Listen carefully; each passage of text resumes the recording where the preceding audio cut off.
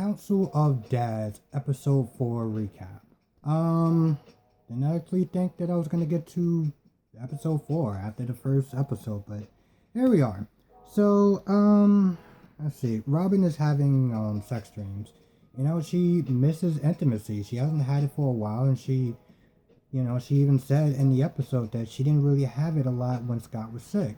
So, she's missing that. She's missing that connection. She's jogging in the park, looking at men, as she quoted, like a horny little teenage girl.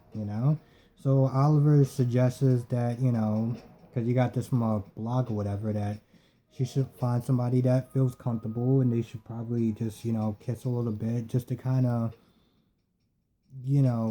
have some sort of a connection, some sort of intimacy again, where it doesn't have to go beyond just a makeout section and, she won't feel that, I don't know, that loss of intimacy, And, so there's a doctor, I guess, that works in the hospital, obviously, and, he's going to be moving to Miami.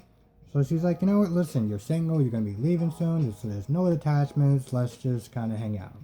So she tells her family that she's going to a PTA meeting. And first of all, she goes to she's walking down the stairs with this dress that she looked like she is damn sure not going to a PTA meeting. And so she goes to the stairs, she changes, and then, she meets the guy, they hear in the car, and, she's nervous. She's like, I don't know, like, I still feel like I'm kind of cheating on Scott, even though he's not here anymore. And so to break the ice, the guy talks about the first time that his dad met somebody new after his mom's passed. And it just brings up all sort of emotions for Robin, and Robin starts crying, and the dude's like, listen, how about we just hold hands and we just talk, nothing intimacy, nothing crazy, you don't have to feel like you're cheating.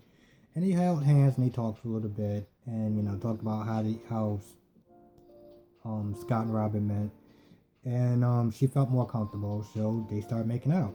And during that time, Theo was driving by, I guess, the house or something like that, or by somewhere, and he saw them and he was not happy. And so Theo is sitting there waiting at the banister steps, and the mom gets home, and the mom's like, oh man, that PT meeting or whatever, it ran really late.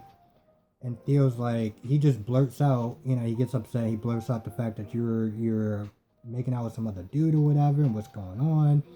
And then he runs upstairs, and he's in his room, and the mom comes and tries to talk to him, but he's just not hearing it. He's just like, get out. I can't deal right now. His head's in the pillow. He's not even sitting there looking at her. And she's like, listen, I'm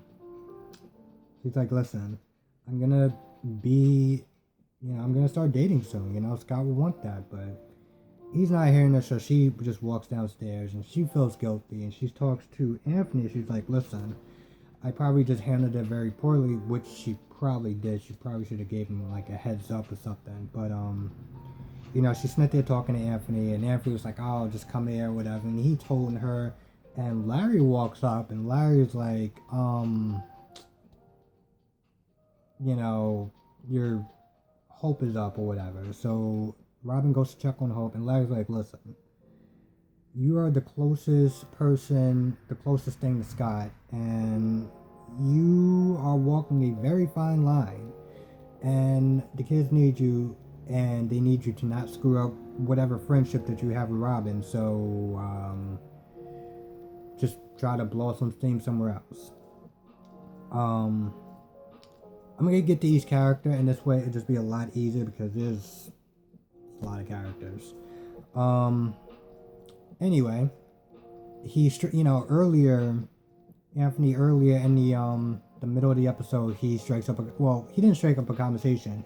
He was in there cooking, and I can't remember her name. The person from One Tree Hill, I'm just gonna call Haley from One Tree Hill, is in there, and Anthony's giving Theo tips or whatever about cooking and stuff, and she walks over and she's like, oh, well, you gotta crack it, you gotta put the knife somewhere and it opens up faster. Anyway, they somehow get into a competition about who can open up shell crabs or whatever the fastest. And after they do that or whatever, and she wins, she walks away, and Theo's like, yo, you should probably, talk to her, I think she's into you. And Anthony's like, I don't know about that, we work together, she's kind of my boss, I don't know if that's a good idea. And Theo, earlier in the episode, was Smith talking about how there's some girls or whatever that likes him. So in the beginning of the episode, trust me, it will make sense. In the beginning of the episode, Theo's at school, and these two girls walk up to him and is talking about, oh yeah, we saw you playing football and stuff like that. Are you gonna go to the home rally or home game or whatever? I never really actually went to a lot of those sports events in high school, but some homecoming? No, pet rally. That's what it is. Pet rally. It's like, are you gonna go to a pet rally? And he was like, yeah, I go, and I guess he's feeling the conversation, and he feels like one or both of them are into him. So, he's all happy and stuff like that. And that's when he talks to Anthony about, the two girls that he's going to be meeting at the pet rally later on that night or something. And so, I don't know. There's so much shit going on. I don't remember how it got started, but I think it was Anthony that told Robin, it's like, hey, listen, he's going to be, he pretty much narked on him. He pretty much said that, he's going to be meeting these two girls or whatever. And that's when they decide to have the conversation, the birds and the bee conversation. I got to tell you, it was probably the second, and I got to sit there and say the second most uncomfortable thing in that episode, having Anthony and Robin Smith there trying to talk to Theo about the birds and the bees. And here's the thing. It gets into this whole... Robin goes off in this tangent and gets to this whole thing about consent and make sure that both parties agree and this, that, and third. Listen, I'm not against consent, but, she made it try to seem like, he needed, a written affidavit, a signed letter, an agreement to, fucking have sex or whatever. And first of all, Robin is, later on in the episode, is being a hypocrite because she's like, oh, listen, you shouldn't have sex or whatever. And if you do, you should have sex or whatever and be intimate with somebody that you love and you're in a relationship and you've been together for a while. And so when Theo sees his mom in the car making out with some other guy and they're upstairs talking, he's like, yo, you just literally gave me the worst sex talk in the history of ever. And on top of that, the whole, just randomly kissing dudes and stuff like that, it's like, you don't love this guy, you're not in a relationship with this guy, but you're sitting there telling me to be in a relationship with this woman or whatever. Like, come on, seriously, you're a hypocrite. And so, and honestly, tell you the truth, I understood the hypocrite part, and I guess I understood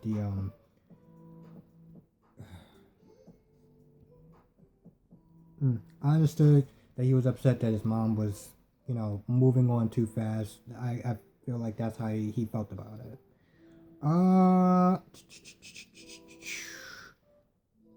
Let's talk about Oliver for a minute. So Oliver is still having marriage troubles or whatever, marital troubles or whatever. And he tells Robin, hey, listen, I got a night plan for us or whatever, and we're gonna we're gonna do like a massage spa or whatever, and just just kind of do something nice for him. And to be honest, he wasn't. It seemed like he was putting in effort. So they're at the spa, and he's talking to his husband. And at first, his husband is like, oh well, this is nice and stuff like that, but I don't really feel like we're together, and we're quiet and we're not really. It's like it's the equivalent of Smith. He felt like it was the equivalent of taking him to the movies. You're both there, you're both enjoying something, but you're not really kind of enjoying it together. You're not really having any sort of interaction together. And so he was he was kind of disappointed about that. Now Oliver took that as like, I'm trying. you know? Like, I did something nice for you, and you're acting extremely ungrateful about it. Like, are you kidding me? So, he was kind of upset because he was like, what is going on? And I guess I don't remember the guy's name, but he was like, well, this is what marriage troubles is like. And somehow it gets into a conversation where, the guy was like, well, I just don't want us to split up or whatever. And I don't know, this must have came out of left field. So he's talking about how he was complaining to some other guy about their marriage, and the guy was drunk, he was drunk, and apparently the guy kissed him, and he kissed him back. And at that point, Oliver was like, yo, are you serious? Like, yeah, but you kissed him back. Yeah, well, he was drunk and stuff like that. And, but the point is, I didn't go home with him because, I wanted to be with you. And I'm like, are you serious? Like, really? And, the reason why granted, I would have been just upset with that alone. But the reason why he was upset about it was the fact that, before they got married or whatever, or sometime when they were together, he cheated on Oliver. So when he heard that story, he was like, yo, I'm done. This is after they left the spa or whatever, and I guess, they came back or whatever, and they're in bed. And that's when he told him the story. He was like, yo, I'm not dealing with this again. I'm not going through this again. He just walks out and he leaves. And that pretty much ends that scene.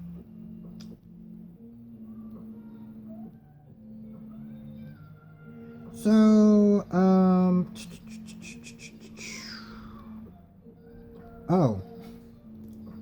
so Lolly and Evan bid on a house, and it's one of those, as is. The problem with that is that they don't get to see what's inside the house. It's weird. I don't really understand how you can actually purchase a house without actually looking on the inside of it. So they pretty much spend all of their money into this house. And they buy it or whatever, and they get excited or whatever. It's like, all right, well, let's go inside. And they look inside this house, and I felt like it was a fucking horror show. I don't even know where to begin on just this place was beyond a dump. Like, when I saw this place, I was just like my eyes was just, my mouth dropped. My eyes was just like,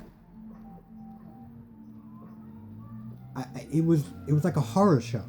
It was like a horror show. And now Lully, or whatever the hell her name is, now she is freaking the out. And I gotta be honest, I agree with her.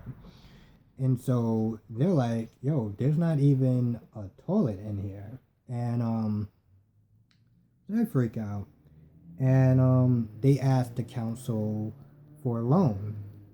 And the council goes inside, and the council is just like, man, this is I mean, there was this, the look on their faces just explained everything. And so they talked about all the stuff that was wrong with the house, and at the end, when they got outside, they was like, yeah, we can't do this. The best we can sit there and do is try to get your money back. You may not get the deposit back, but you can get your money back with a lot of fucking work. And so they left, and now you have Evan and Lolly or whatever just sitting in the corner.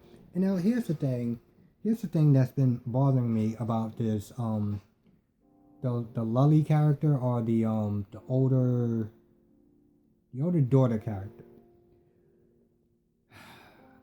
I get it to a certain extent, but this wishy-washy back and forth attitude is just something that I don't know if I could actually be married to somebody like that. That's just 1 minute she's all in, the next minute she's unsure, the next minute she's all in. It's like, pick a lane. Like, So they're sitting there, and she's like, we rushed into this, like we rushed into everything else.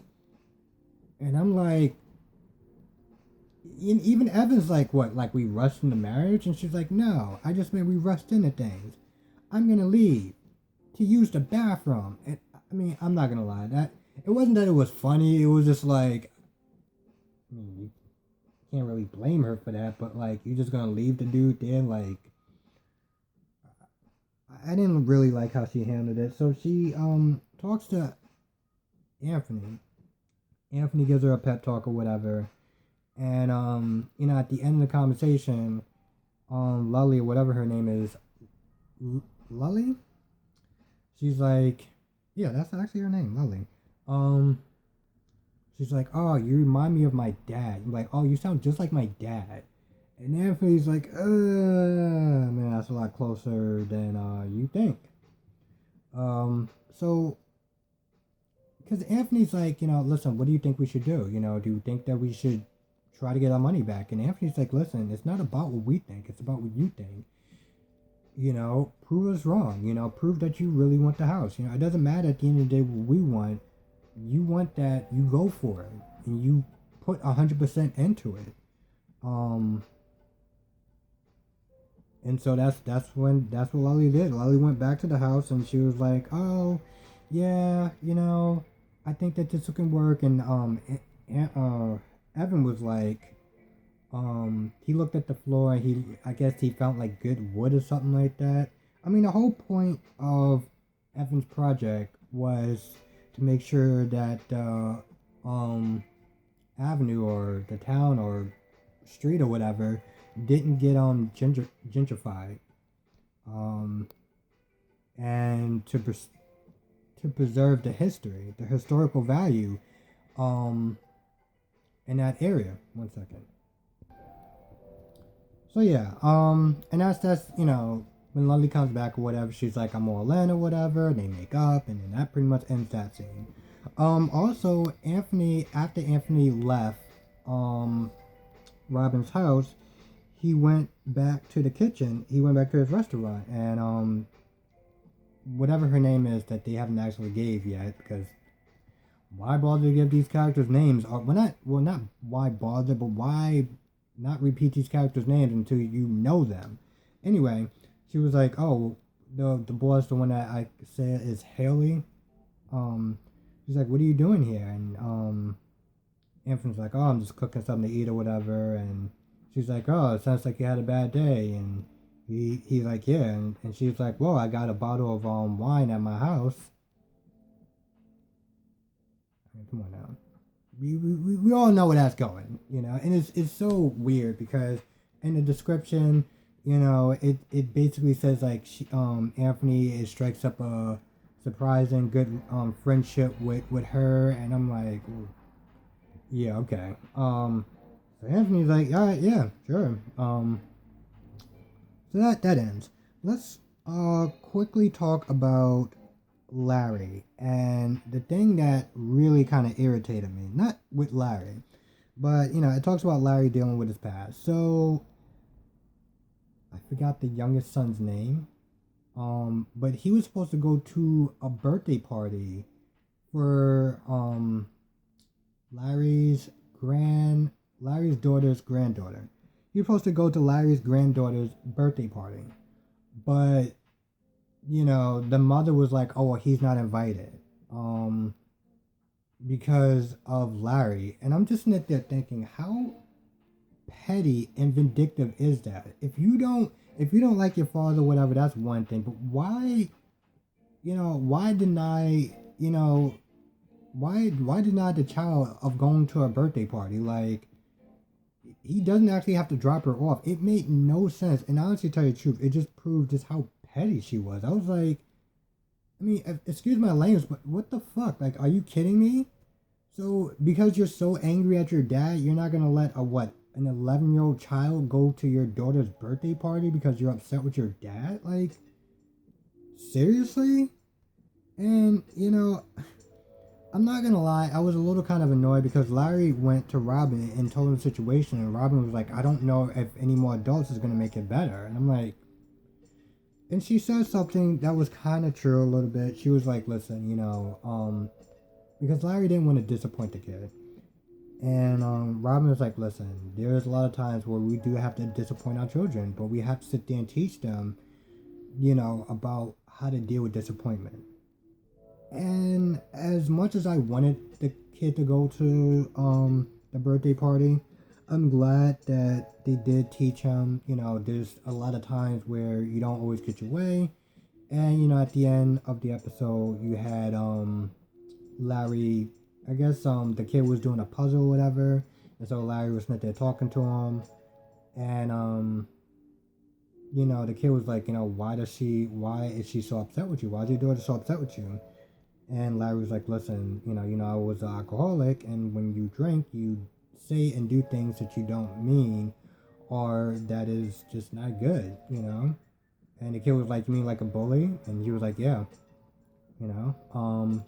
But at the end, the kid was happy, he was, doing a puzzle, whatever.